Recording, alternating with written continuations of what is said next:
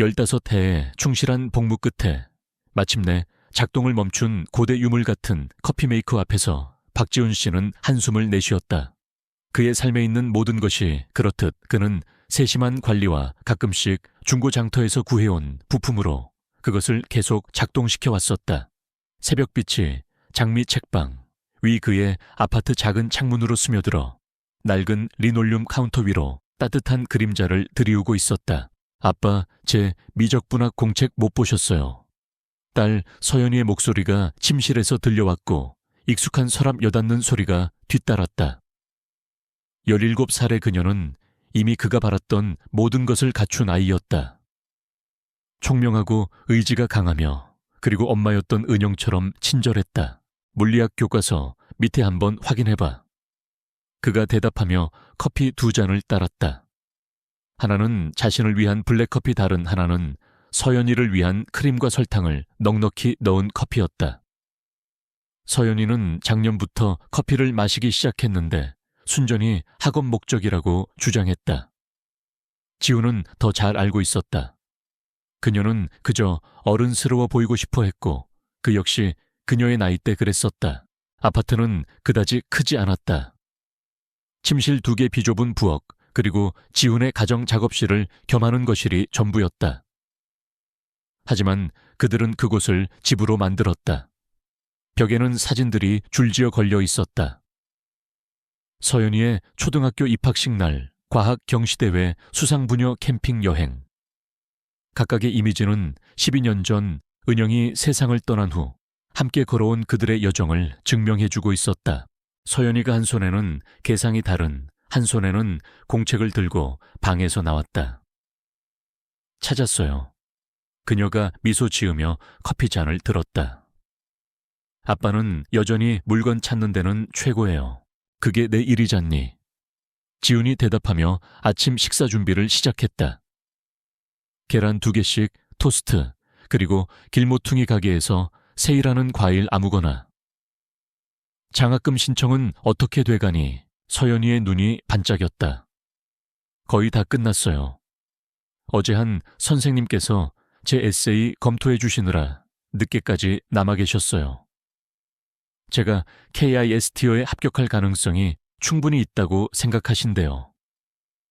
그녀의 목소리에는 요즘 대학 이야기만 나오면 묻어나는 흥분과 불안감이 뒤섞여 있었다. 지우는 자신의 불안감을 감추려 애쓰며 고개를 끄덕였다. KIST는 서연이의 꿈이었고 그녀는 그럴 만한 성적을 가지고 있었다.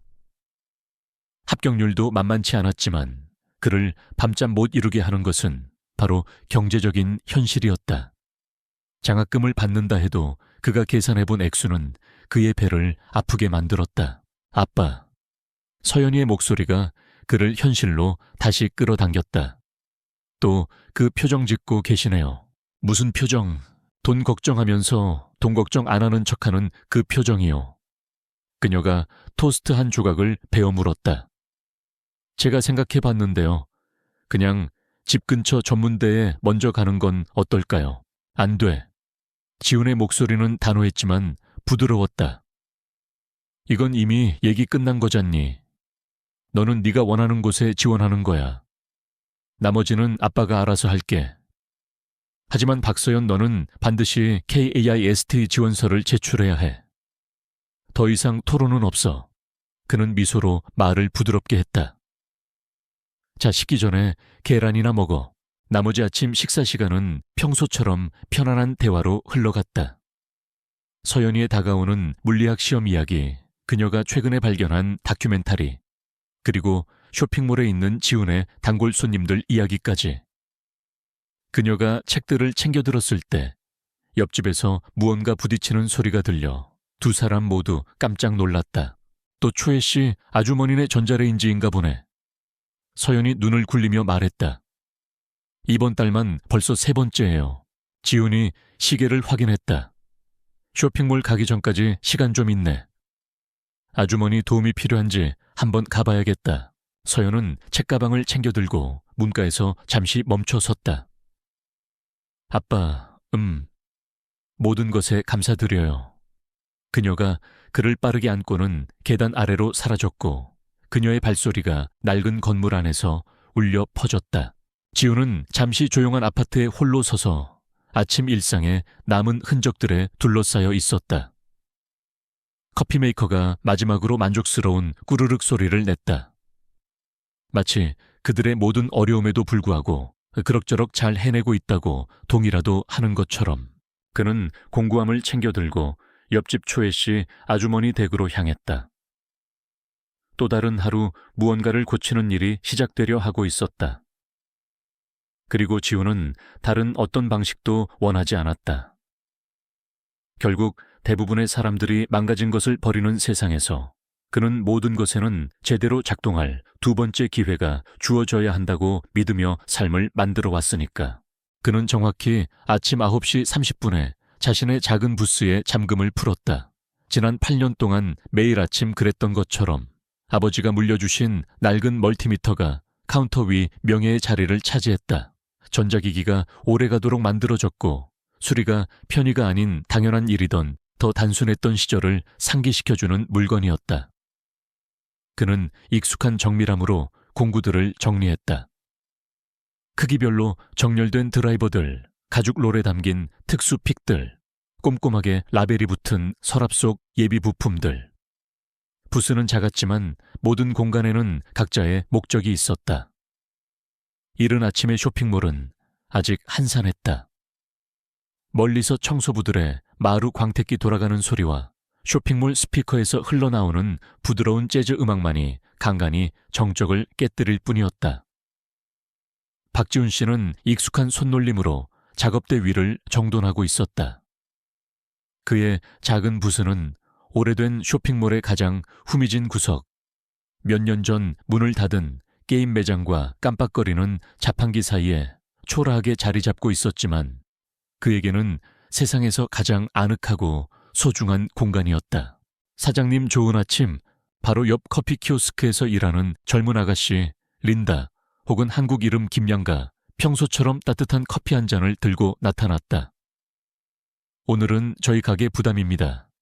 지난주에 제 아들 녀석 게임기 고쳐주신 거 아직도 고마워서요. 지우는 사양하려 했지만 린다는 이미 커피를 그의 카운터 위에 내려놓고는 손을 흔들며 사라졌다. 그는 쓴웃음을 지었다. 이런 작은 마을 같은 쇼핑몰에서는 친절이 돌고 도는 법이었다. 비록 그 친절이 늘 돈으로 환산되지는 않았지만 오전 시간은 꾸준히 흘러갔다. 물에 빠뜨린 최신형 스마트폰을 들고 울상이 되어 찾아온 10대 소녀 지우는 염소 냄새만으로도 수영장 사고임을 알아차렸다. 손자의 생일 선물로 받은 드론이 작동하지 않는다며 찾아온 박 할아버지, 그리고 아이 셋에게 음료수를 쏟아 엉망이 된 태블릿 PC를 들고 거의 울기 직전인 젊은 엄마까지. 각각의 물건에는 저마다의 이야기가 담겨 있었고 지우는 그 모든 이야기에 귀를 기울였다. 기적이에요. 태블릿 PC가 다시 켜지자 젊은 엄마가 외쳤다. 새 것처럼 고쳐주셨어요. 기적은 아닙니다. 지훈이 늘 하던 대답을 했다. 그저 약간의 인내심과 제대로 된 공구만 있으면 됩니다. 오후에 나른함이 막 시작되려 할 무렵이었다. 타일 바닥에 또각거리는 하이힐 소리가 빠르고 단호하게 다가왔다.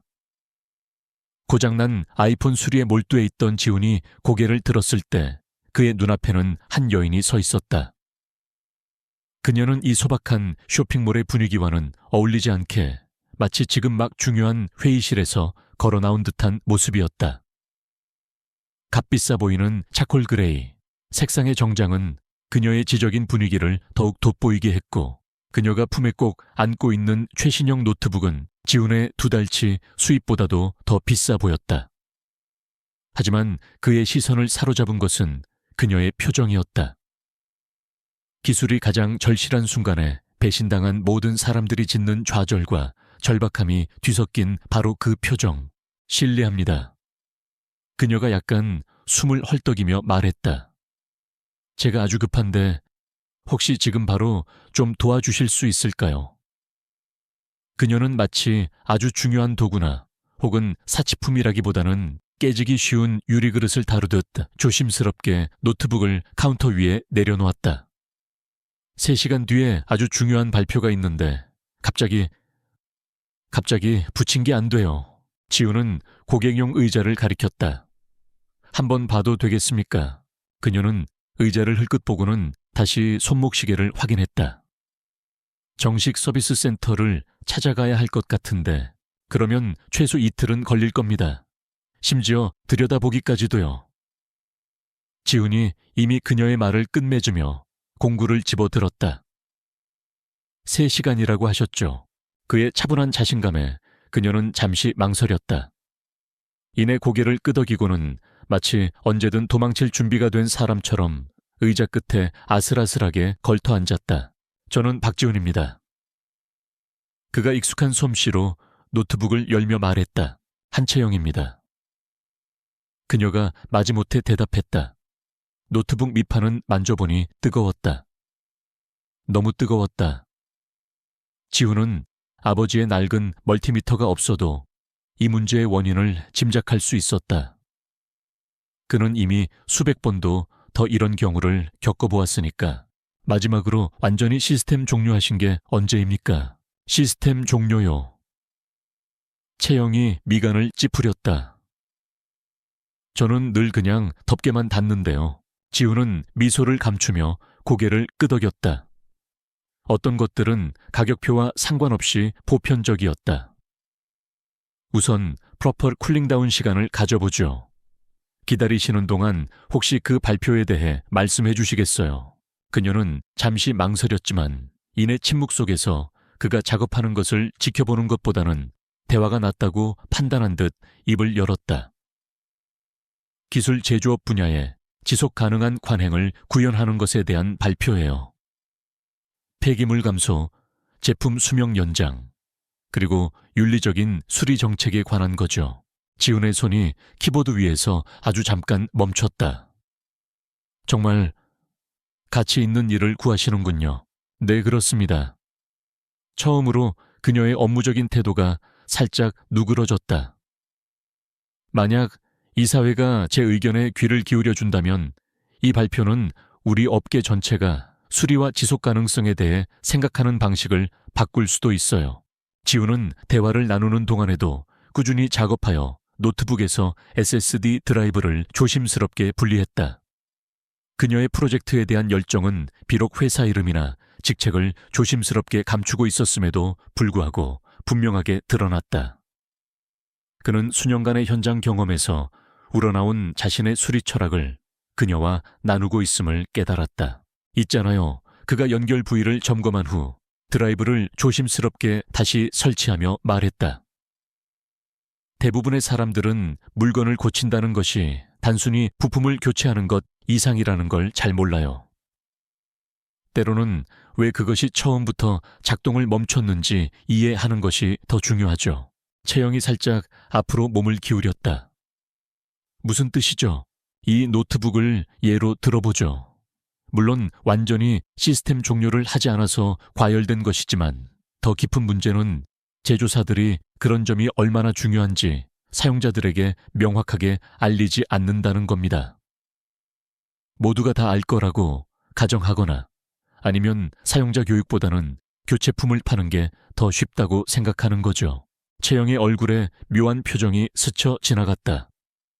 이 문제에 대해 꽤 깊이 생각해 보신 것 같군요. 지훈은 어깨를 으쓱하며 전원 버튼을 눌렀다. 노트북이 부드러운 소리를 내며 켜졌고 화면이 밝아졌다. 안 할 수가 없죠. 제 직업상 매일같이 사람들이 수리가 너무 비싸거나 번거롭다고 생각해서 완벽하게 좋은 기기들을 버리려고 하는 걸 보니까요.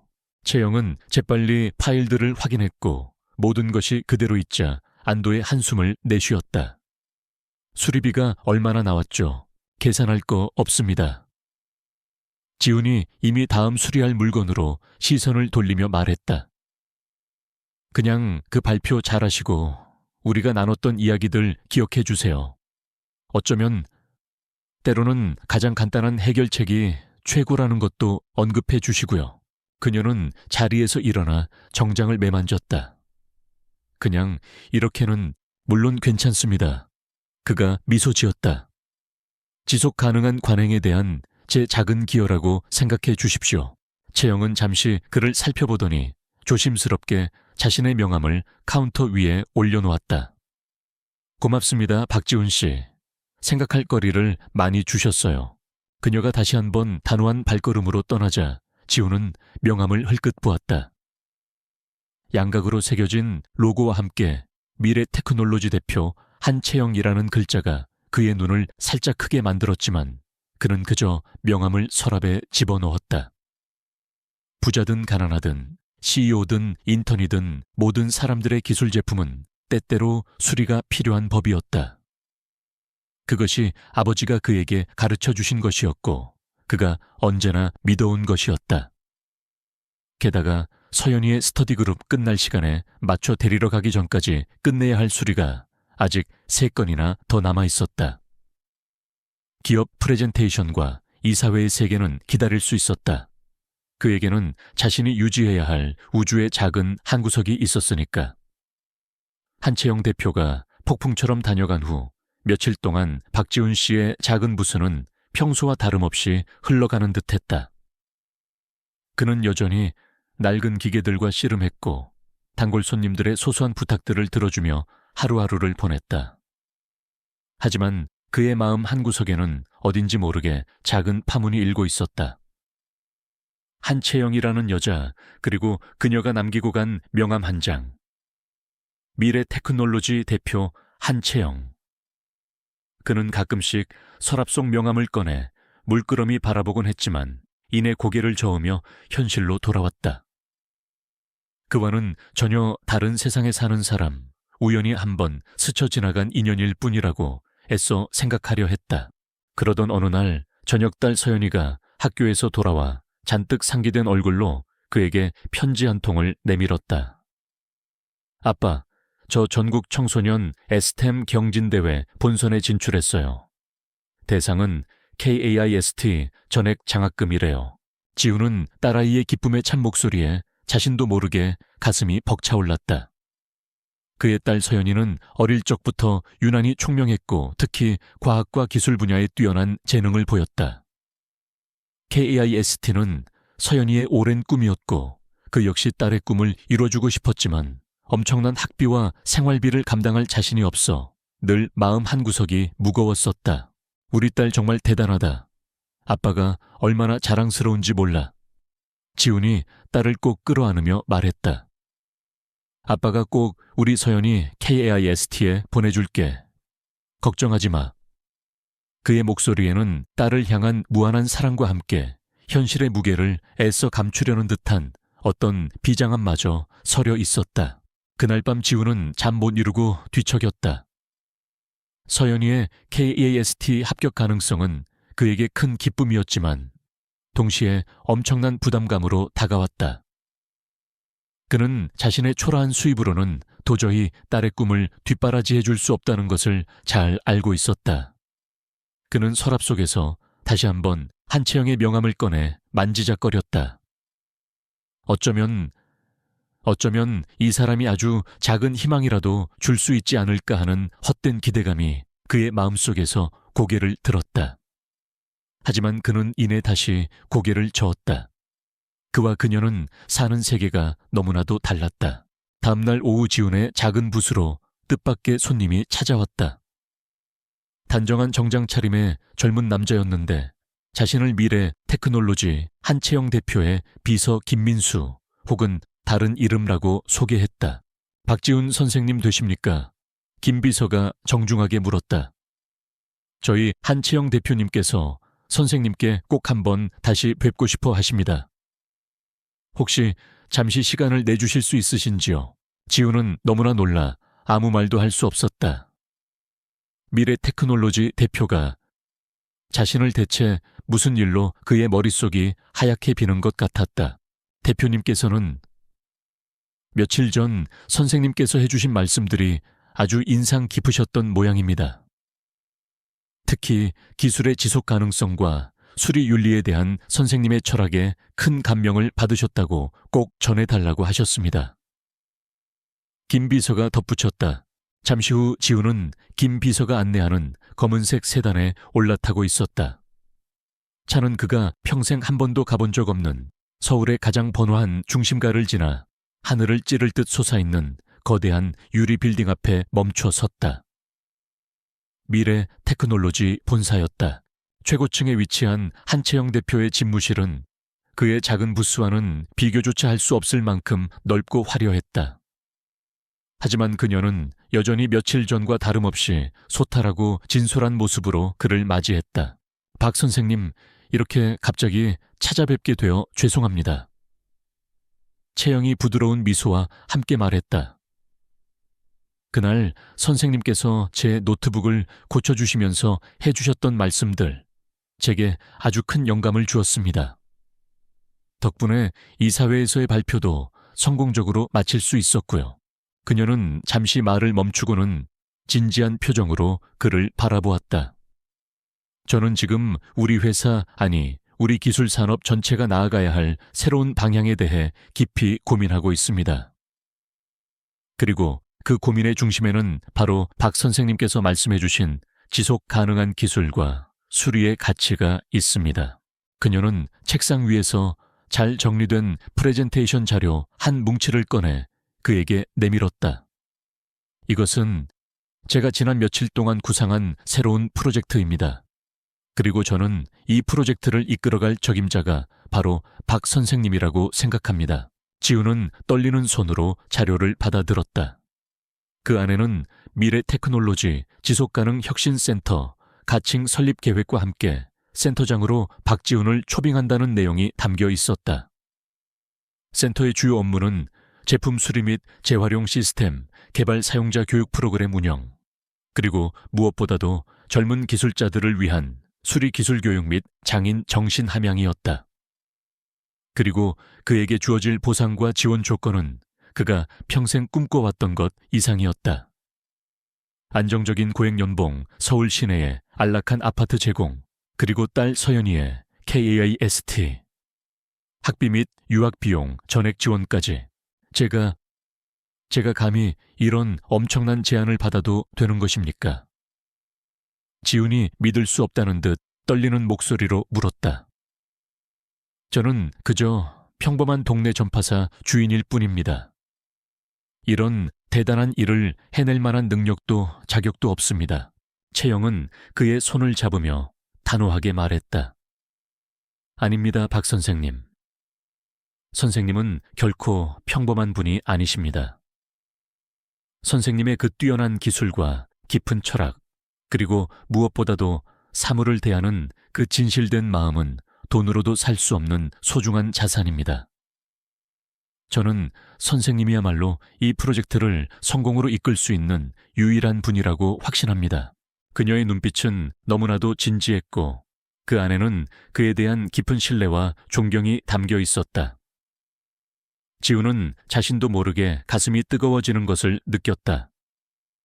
그는 평생을 인정받지 못하고 살아왔지만 지금 이 순간 대한민국 최고의 IT 기업 CEO가 자신의 가치를 알아주고 손을 내밀고 있었던 것이다. 그는 딸 서연이의 얼굴을 떠올렸다. 딸아이의 꿈을 이뤄주고 싶다는 간절한 바람, 그리고 그 꿈 앞에서 늘 작아질 수밖에 없었던 자신의 초라한 현실. 어쩌면 이것이 하늘이 그에게 내려준 마지막 기회일지도 몰랐다. 하지만 저는 이 작은 부스를 떠날 수가 없습니다. 이곳은 제 아버지의 유산이자 제 삶의 전부입니다. 그가 힘겹게 말했다. 채영은 그의 말에 잠시 생각에 잠기더니 이내 부드럽게 미소 지었다. 그렇다면 그 부스를 이곳 서울로, 아니 우리 회사 안으로 옮겨오면 어떨까요? 선생님의 그 소중한 공간과 철학을 그대로 간직한 채 더 많은 사람들에게 영감을 줄 수 있는 곳으로요. 그녀의 제안은 너무나도 사려 깊고 따뜻했다. 지우는 더 이상 망설일 이유가 없었다. 그는 마침내 아주 작은 목소리로 그러나 분명하게 대답했다. 알겠습니다, 대표님. 한번 해보겠습니다. 그의 대답에 채영의 얼굴에 환한 미소가 떠올랐다. 그녀는 자리에서 일어나 그에게 악수를 청했다. 두 사람의 손이 굳게 맞잡히는 순간 그것은 단순한 사업적 파트너십의 시작을 넘어 서로 다른 세계에 살던 두 사람이 하나의 꿈을 향해 함께 나아가는 아름다운 여정의 시작을 알리는 것이었다. 박지훈의 낡고 작은 부스에서 시작된 작은 인연이 이제 세상을 바꿀 수도 있는 거대한 희망의 씨앗으로 움트고 있었다. 한채영 대표의 파격적인 제안을 수락한 후 박지훈 씨의 삶은 그야말로 격변의 연속이었다. 그는 먼저 딸 서연이에게 이 모든 사실을 조심스럽게 이야기해 주었다. 서연이는 처음에는 아빠의 말을 믿지 못하고 어리둥절해했지만 이내 아빠의 진지한 표정과 눈앞에 놓인 미래 테크놀로지 관련 서류들을 보고는 이것이 꿈이 아닌 현실임을 깨달았다. 아이는 환호성을 지르며 아빠의 목을 끌어안았다. KIST에 갈 수 있다는 희망, 그리고 무엇보다도 아빠가 더 이상 돈 때문에 힘들어하지 않아도 된다는 사실이 아이를 그 무엇보다도 기쁘게 만들었다. 다음 며칠 동안 지우는 정들었던 자신의 작은 부스를 정리하기 시작했다. 그는 단골 손님들에게 일일이 작별 인사를 전했고 그의 갑작스러운 서울행 소식에 모두들 놀라움과 함께 아쉬움을 금치 못했다. 아니 박 사장, 갑자기 서울은 왜 간다는 거요? 그것도 미래 테크놀로지 같은 대기업에. 커피 키오스크에 린다 김양가 눈을 동그랗게 뜨며 물었다. 글쎄요, 저도 아직 얼떨떨합니다. 지훈이 멋쩍게 웃으며 대답했다. 그냥 좋은 기회가 생겨서요. 낡은 노트북을 늘 그에게 맡기던 김 할머니는 거의 울상이 되어 그의 손을 잡았다. 박 사장 없으면 나는 이제 누구한테 내 글동무 노트북을 맡기나. 서울 가도 가끔씩은 꼭 내려와야 하네. 알았나? 지우는 가슴 한구석이 찡해지는 것을 느꼈다. 이 작은 쇼핑몰 구석에서 보낸 지난 8년이라는 세월 동안 그는 자신도 모르는 사이에 많은 사람들과 정을 나누고 있었던 것이다. 그는 자신의 부스를 이어받기로 한 근처 컴퓨터 가게 주인 유 사장 미스터 윌슨에게 자신의 낡은 공구 몇 개와 함께 그동안의 노하우를 아낌없이 전수해 주었다. 마침내 서울로 떠나는 날, 지훈과 서연은 작은 이삿짐 트럭에 몸을 실었다. 그들의 짐이라고는 옷가지 몇 개와 책 몇 권, 그리고 지훈이 평생을 아껴온 낡은 공구함과 아버지의 유품인 멀티미터가 전부였다. 차창 밖으로 멀어져가는 익숙한 풍경들을 바라보며 지훈은 만감이 교차했다. 설렘과 두려움, 그리고 알 수 없는 기대감. 서울은 그들이 살던 작은 도시와는 모든 것이 달랐다. 하늘을 찌를 듯 솟아있는 빌딩들과 끝없이 이어지는 자동차 행렬, 그리고 분주하게 오가는 사람들. 모든 것이 낯설고 압도적이었다. 한채영 대표가 마련해준 강남의 고급 아파트는 그들의 이전 집과는 비교조차 할 수 없을 만큼 넓고 안락했지만 지훈은 왠지 모르게 그곳이 자신의 집처럼 느껴지지 않았다. 다음 날 지훈은 난생 처음으로 미래 테크놀로지 본사로 출근했다. 그의 심장은 터질 것처럼 두근거렸다.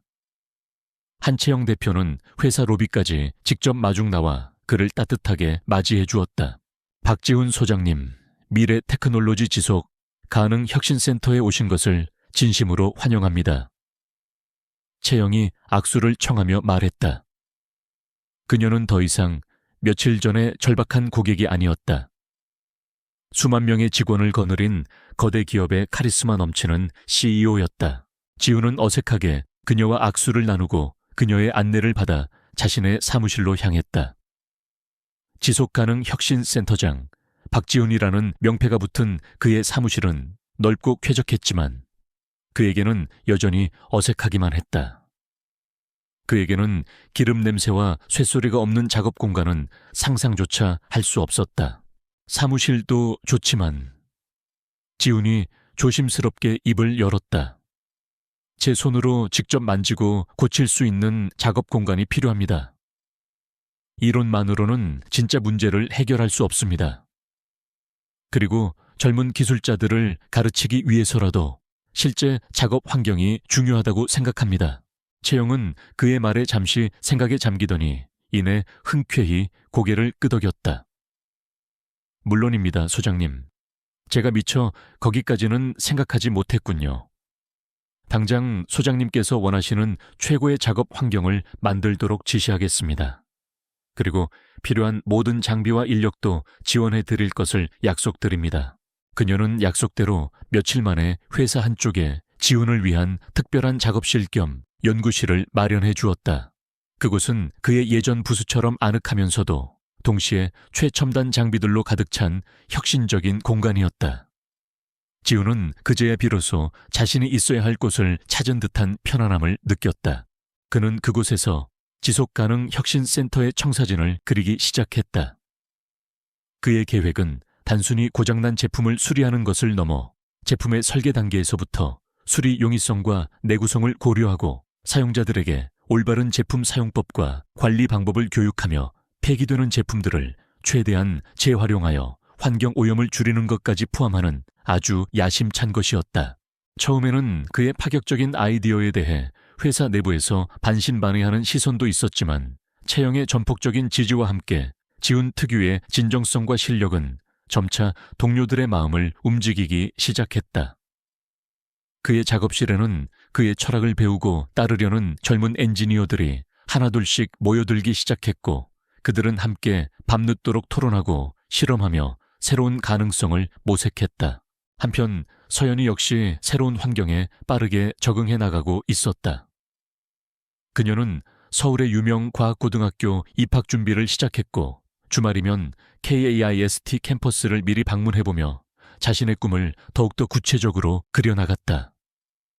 아빠가 더 이상 돈 걱정 없이 자신을 지원해 줄 수 있다는 사실은 그녀에게 큰 안정감을 주었고 그녀는 이전보다 더욱더 학업에 열중할 수 있었다.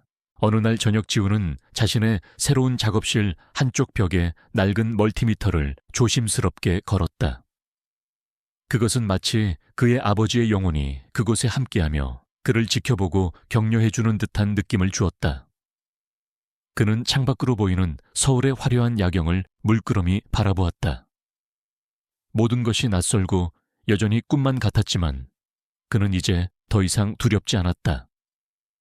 그에게는 사랑하는 딸 서연이가 있었고 자신의 가치를 알아주고 지지해주는 한채영 대표가 있었으며 그리고 무엇보다도 세상을 조금이라도 더 좋게 만들 수 있다는 뜨거운 열정과 사명감이 그의 가슴 속에 살아 숨 쉬고 있었기 때문이었다. 그는 이곳에서 자신의 손으로 새로운 역사를 만들어갈 준비가 되어 있었다. 박지훈 씨가 미래 테크놀로지 지속 가능 혁신센터장으로 부임한 지 몇 달이 흘렀다. 그의 지휘 아래 센터는 눈부신 발전을 거듭하고 있었다. 그의 오랜 경험과 깊이 있는 철학은 젊고 유능한 연구원들에게 큰 영감을 주었고 그들은 밤낮없이 새로운 아이디어를 구상하고 실험하며 혁신적인 기술 개발에 매진했다. 그들의 첫 번째 야심찬 프로젝트는 바로 피닉스라는 이름의 새로운 스마트폰 개발이었다. 피닉스는 기존의 스마트폰과는 완전히 다른 개념의 제품이었다. 부품 교체가 용이하여 수명이 길고 친환경 소재를 사용하며 무엇보다도 사용자가 직접 간단한 수리를 할 수 있도록 설계된 그야말로 지속 가능한 스마트폰이었다. 초기 단계는 순조로웠다. 박지훈 소장의 독창적인 아이디어와 연구원들의 뛰어난 기술력이 결합하여 프로토타입 개발은 빠르게 진행되었다. 한채영 대표 역시 피닉스 프로젝트에 대한 전폭적인 지지를 아끼지 않았고 회사 전체가 이 새로운 도전에 대한 기대감으로 부풀어 있었다. 하지만 그들의 성공을 시기하고 방해하려는 어두운 그림자 또한 서서히 다가오고 있었다. 그는 바로 마동철 상무였다. 한채영 대표의 오랜 정적이자 회사의 단기적인 이익만을 추구하는 보수적인 세력의 대표주자인 그는 채영이 추진하는 지속 가능한 혁신이라는 새로운 비전을 탐탁지 않게 여기고 있었다. 특히 박지훈이라는 어디서 굴러먹다 온지도 모를 늙은 기술자가 갑자기 나타나 회사의 핵심 프로젝트를 이끌고 있다는 사실이 그는 못마땅하기 짝이 없었다. 마상무는 은밀하게 피닉스 프로젝트를 방해하기 시작했다. 그는 이사회를 통해 프로젝트의 수익성에 대해 끊임없이 의문을 제기했고 예산 지원을 삭감하려 했으며 심지어 박지훈 소장팀의 핵심 연구원 몇몇을 다른 부서로 빼돌리려는 시도까지 서슴지 않았다. 또한 회사 내부에는 박지훈 소장의 능력에 대한 의구심과 함께 한채영 대표와 그의 개인적인 관계에 대한 악의적인 소문들이 익명으로 퍼져나가기 시작했다. 이런 보이지 않는 적들의 방해, 공작 속에서도 박지훈 소장과 그의 팀은 꿋꿋하게 연구를 계속해 나갔다. 하지만 마치 저주라도 걸린 것처럼 피닉스 스마트폰의 프로토타입은 결정적인 테스트 단계에서 계속해서 원인 모를 심각한 오류들을 일으키기 시작했다. 배터리가 갑자기 방전되거나 시스템이 다운되거나 혹은 특정 기능이 전혀 작동하지 않는 등의 문제들이 반복되었다. 박지훈과 연구원들은 밤샘 작업을 하며 문제 해결을 위해 매달렸지만 원인은 오리무중이었다.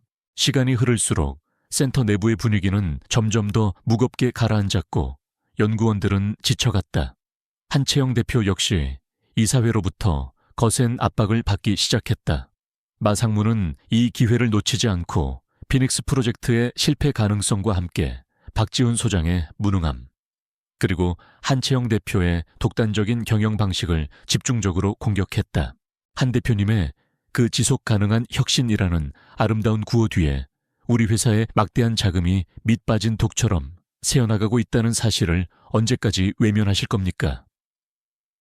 이사회에서 마 상무가 날카로운 목소리로 채영을 몰아세웠다. 더 이상 이 무모한 도박에 회사의 미래를 맡길 수는 없습니다. 당장 피닉스 프로젝트를 중단하고 박지훈 소장을 해임해야 합니다. 그의 주장에 몇몇 이사들이 동조하기 시작했고 채영은 궁지에 몰리고 있었다. 그녀는 박지훈 소장의 능력을 믿었지만 계속되는 실패와 이사회의 압박 앞에서 그녀 역시 조금씩 흔들리고 있었다. 그날 밤 채영은 지친 몸을 이끌고 박지훈 소장의 작업실을 찾았다. 작업실은 여전히 환하게 불이 켜져 있었고 박지훈은 수많은 부품과 회로대 둘러싸인 채 홀로 무언가에 골몰하고 있었다. 그의 얼굴에는 깊은 피로와 함께 어떤 절박함마저 서려 있었다. 소장님. 채영이 힘없는 목소리로 그를 불렀다. 박지훈은 고개를 들어 그녀를 바라보았다. 그의 눈은 충혈되어 있었지만 그 안에는 여전히 포기하지 않는 강한 의지가 담겨 있었다. 대표님, 아직 시간이 있습니다. 제가 반드시 원인을 찾아내겠습니다. 조금만 더 저를 믿고 기다려 주십시오. 채영은 그의 말에 아무 대답도 하지 못하고 그저 고개를 떨구었다. 그녀는 이 선량하고 능력 있는 남자를 더 이상 힘들게 하고 싶지 않았다. 어쩌면 마 상무의 말이 맞을지도 모른다는 자신이 너무 무모한 꿈을 꾸었던 것인지도 모른다는 생각마저 들었다. 바로 그때 작업실 한쪽에서 꾸벅꾸벅 졸고 있던 서연이가 잠꼬대처럼 중얼거렸다. 아이는 방과 후면 늘 이곳 작업실에 와서 아빠가 일하는 모습을 지켜보거나 한쪽에서 조용히 자신의 숙제를 하곤 했다. 아빠, 라디오가 또 지지직거려요. 선이 꼬였나 봐요. 서연이의 잠꼬대에 박지훈의 머릿속에서 무언가가 번개처럼 스쳐 지나갔다. 선이 꼬였다고 그는 황급히 피닉스 프로토타입의 내부 회로도를 다시 펼쳐보았다. 그리고는 마치 무언가에 홀린 듯 아주 미세한 부분들을 확대하여 꼼꼼히 살피기 시작했다. 그의 손가락이 특정 회로 부분을 가리키며 멈춰 섰다. 이럴 수가. 그의 입에서 낮은 탄성이 터져 나왔다. 이건 단순한 과열 문제가 아니었어. 그는 무언가를 발견한 듯 갑자기 작업대 위에서 새로운 부품들을 찾기 시작했다. 그의 눈빛은 다시 한번 젊은 시절의 그 뜨거운 열정으로 타오르고 있었다. 채영은 그런 그의 모습을 숨죽여 지켜볼 뿐이었다. 마동철 상무는 마침내 자신의 목적을 달성할 기회를 잡았다고 생각했다. 그는 긴급 이사회를 소집하여 피닉스 프로젝트의 공식적인 중단과 함께 지속가능 혁신센터의 해체를 요구할 계획이었다. 이사회의 분위기는 이미 그에게 유리하게 돌아가고 있었다. 운명의 이사회가 열리기 바로 전날 밤이었다. 박지훈 소장은 며칠 밤낮을 꼬박 사운 끝에 마침내 피닉스 프로토타입의 결정적인 오류를 수정하는 데 성공했다. 문제는 아주 미세한 내부 배선의 간섭 현상이었고, 그것은 최첨단 진단 장비로도 찾아내기 어려운 오직 그의 오랜 경험과 직관만이 발견할 수 있는 문제였다. 그는 수정된 프로토타입을 들고 한채영 대표를 찾아갔다. 그의 얼굴은 피곤에 절어 있었지만 그의 눈빛은 그 어느 때보다도 자신감에 차 있었다. 대표님, 해냈습니다. 피닉스가 다시 살아났습니다. 채영은 믿을 수 없다는 듯 그를 바라보았다. 그녀는 떨리는 손으로 프로토타입의 전원 버튼을 눌렀다. 잠시 후 화면이 부드럽게 켜지며 아름다운 피닉스의 로고가 떠올랐다. 모든 기능이 완벽하게 작동하고 있었다. 이럴 수가. 정말 해내셨군요. 소장님, 채영의 눈에서 뜨거운 눈물이 흘러내렸다. 그녀는 박지훈의 손을 잡고 몇 번이고 고맙다고 말했다. 다음 날 열린 긴급 이사회. 마동철 상무는 의기양양하게 피닉스 프로젝트의 실패를 주장하며 센터 해체를 요구했다. 하지만 그의 발언이 끝나기도 전에 한채영 대표가 단상 위로 올라섰다. 그리고 그녀는 모든 이사들 앞에서 완벽하게 작동하는 피닉스 스마트폰을 당당하게 공개했다. 장내는 순식간에 찬물을 끼얹은 듯 조용해졌고 마동철 상무의 얼굴은 하얗게 질려갔다. 그의 모든 계획이 한순간에 물거품이 되는 순간이었다. 한채영 대표는 이 기회를 놓치지 않고 마 상무의 그동안의 비윤리적인 경영 행태와 회사 자금 유용 의혹까지 폭로하며 그를 궁지로 몰아넣었다. 결국 이사회는 만장일치로 마동철 상무의 해임안을 가결했고 한채영 대표의 리더십과 그녀가 추진하는 지속 가능한 혁신에 대한 전폭적인 지지를 다시 한번 확인했다. 모든 것이 끝난 후 채영은 박지훈을 자신의 집무실로 불렀다. 그녀는 창밖의 화려한 서울 야경을 바라보며 말했다. 소장님, 오늘 정말 감사했습니다. 소장님이 아니었다면 저는 모든 것을 잃을 뻔했습니다. 아닙니다, 대표님. 저는 제가 할 일을 했을 뿐입니다. 지훈이 겸손하게 대답했다. 채영은 그를 돌아보며 부드럽게 미소 지었다. 소장님은 제게 단순한 직원이 아닙니다. 소장님은 제게 새로운 용기와 희망을 주셨고 제가 잊고 지냈던 진정한 가치를 다시 깨닫게 해주셨습니다. 그녀는 그에게 다가가 그의 손을 잡았다. 괜찮으시다면 앞으로도 제 곁에서 저와 함께 해주시겠습니까? 단순히 회사의 동료로서가 아니라 인생의 동반자로서요. 그녀의 갑작스러운 고백에 지훈은 놀랐지만 그의 마음속에서도 이미 그녀를 향한 깊은 감정이 자리 잡고 있었다. 그는 말없이 그녀의 손을 마주 잡았다. 창밖의 별들이 그들의 새로운 시작을 축복하듯 반짝이고 있었다. 낡은 공구함 속에서 시작된 인연은 이제 세상을 바꾸는 위대한 사랑으로 피어나려 하고 있었다. 그 후 몇 달 그리고 몇 년이라는 시간이 흘렀다. 박지훈 소장이 이끄는 미래 테크놀로지 지속가능 혁신센터는 한채영 대표의 전폭적인 지지 아래 눈부신 성장을 거듭했다. 그들이 야심차게 출시했던 피닉스 스마트폰은 수리 용이성과 뛰어난 내구성, 그리고 친환경적인 가치로 소비자들의 폭발적인 반응을 얻으며 시장의 판도를 바꾸어 놓았다. 센터는 연이어 혁신적인 제품들과 서비스를 선보였고 박지훈 소장의 이름은 이제 대한민국을 넘어 세계적인 기술 혁신의 아이콘으로 존경받게 되었다. 그가 운영하는 젊은 기술자 양성 프로그램은 최고의 장인 정신을 배우려는 젊은이들로 늘 문전성시를 이루었다. 박서연 양 역시 아버지와 한채영 대표의 든든한 지원 속에서 자신의 꿈을 마음껏 펼쳐나갔다. 그녀는 우수한 성적으로 KAIST에 입학했고 그곳에서도 뛰어난 재능을 인정받아 졸업 후에는 아버지의 연구소에 합류하여 지속가능한 기술 개발에 핵심적인 역할을 하게 되었다. 그녀는 더 이상 학비나 생활비를 걱정하지 않아도 되었지만 늘 아버지의 가르침을 잊지 않고 겸손하고 성실한 자세로 자신의 길을 걸어갔다. 박지훈과 한채영 두 사람의 관계 역시 시간이 흐를수록 더욱더 깊고 단단해졌다. 그들은 처음에는 서로의 다른 세계와 배경 때문에 어색하고 조심스러운 시간들을 보내기도 했지만 서로를 향한 진심 어린 존경과 사랑은 그 모든 차이를 뛰어넘게 만들었다.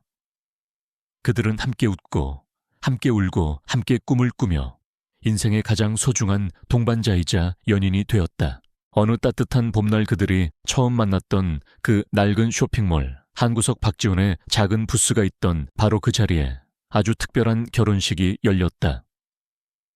그곳은 이제 미래 테크놀로지의 지원으로 새롭게 단장된 커뮤니티 리페어 허브로 변해 있었고 지역 주민 누구나 자신의 물건을 직접 수리하거나 배울 수 있는 열린 공간이 되어 있었다. 결혼식은 화려하진 않았지만 세상 그 어떤 결혼식보다도 더 따뜻하고 의미 있었다. 하객이라고는 그동안 그들에게 아낌없는 사랑과 지지를 보내주었던 쇼핑몰의 오랜 단골 손님들과 지속가능 혁신센터의 연구원들, 그리고 몇몇 가까운 지인들이 전부였다. 줄에는 지훈의 아버지로부터 물려받은 낡은 멀티미터가 놓인 작업대가 대신했고 축가는 서연이가 직접 피아노를 연주하며 불렀다. 신랑 박지훈은 여전히 조금은 어색한 새 양복 차림이었지만 그의 얼굴에는 세상 모든 행복을 다 가진 듯한 미소가 가득했다. 신부 한채영은 값비싼 웨딩드레스 대신 자신이 직접 디자인하고 지훈이 아이디어를 보탠 재활용 소재로 만든 아름다운 드레스를 입고 있었다.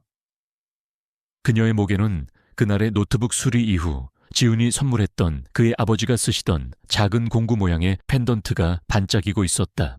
박지훈 씨, 채영이 떨리는 목소리로 서약했다. 당신은 제게 고장난 노트북 그 이상의 것을 고쳐주셨습니다. 당신은 제 텅 빈 마음을 고쳐주셨고 잊고 지냈던 삶의 의미를 되찾게 해주셨습니다. 당신과 함께라면 저는 그 어떤 어려움도 두렵지 않습니다. 평생 당신 곁에서 당신을 사랑하고 존경하며 우리가 함께 그리는 미래를 만들어 가겠습니다. 지훈 역시 눈시울을 붉히며 화답했다. 한채영 씨, 당신은 제 삶에 찾아온 가장 큰 기적입니다. 당신은 제게 새로운 꿈을 꾸게 해주셨고 제 딸 서연이에게 날개를 달아주셨습니다. 저는 평생 당신과 서연이를 위해 살겠습니다. 당신의 모든 것을 사랑하고 당신의 모든 꿈을 지지하겠습니다. 그들의 진심 어린 서약에 하객들은 뜨거운 박수와 함께 눈물을 흘렸다.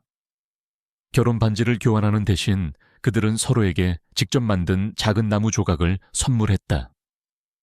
그 안에는 그들의 이니셜과 함께 수리 완료, 새로운 시작이라는 문구가 새겨져 있었다. 결혼식이 끝난 후 작은 파티가 이어졌다. 사람들은 함께 음식을 나누고 노래를 부르고 춤을 추며 그들의 행복을 진심으로 축하해 주었다. 지훈과 채영은 딸 서연이의 손을 잡고 하객들 사이를 오가며 감사 인사를 전했다. 그들의 모습은 마치 오랫동안 함께해온 한 폭의 아름다운 가족 그림과도 같았다. 해가 저물 무렵 지훈과 채영은 잠시 파티장을 빠져나와 예전에 그들의 아파트가 있던 낡은 책방 건물 옥상으로 올라갔다. 그곳에서는 도시의 야경이 한눈에 내려다 보였다. 우리가 처음 만났던 날이 생각나네요. 채영이 그의 어깨에 기대며 말했다. 그때는 정말 모든 것이 절망적이었는데 이렇게 당신과 함께 웃으며 이곳에 서 있게 될 줄은 꿈에도 몰랐어요. 지훈은 그녀의 머리에 가만히 입을 맞추었다. 모든 것은 고장나기 마련이지요, 채영 씨. 하지만 중요한 건 그것을 고치려는 의지와 사랑만 있다면 언제든 다시 시작할 수 있다는 겁니다. 우리처럼요. 그는 주머니에서 낡은 멀티미터를 꺼내 하늘 높이 들어 올렸다. 마치 돌아가신 아버지께 자신들의 행복을 보고라도 하려는 듯이. 아버지 보고 계십니까, 저희? 이제 정말 행복합니다. 창공의 별들이 그들의 앞날을 축복하듯 반짝이고 있었다. 고장난 노트북 하나가 만들어낸 기적 같은 인연. 가난한 수리공과 외로운 CEO가 만나 서로의 상처를 보듬고 함께 만들어낸 사랑 이야기. 그들의 이야기는 세상 모든 이들에게 잔잔한 감동과 함께 따뜻한 희망의 메시지를 전해주고 있었다. 진정한 가치는 돈이나 명예가 아닌 서로를 향한 진실된 마음과 사랑 속에 있다는 것을. 그리고 고장난 세상일지라도 우리가 함께라면 언제든 더 아름답게 수리할 수 있다는 것을. 그들의 사랑은 이제 막 새로운 장을 열고 영원히 계속될 것처럼 보였다.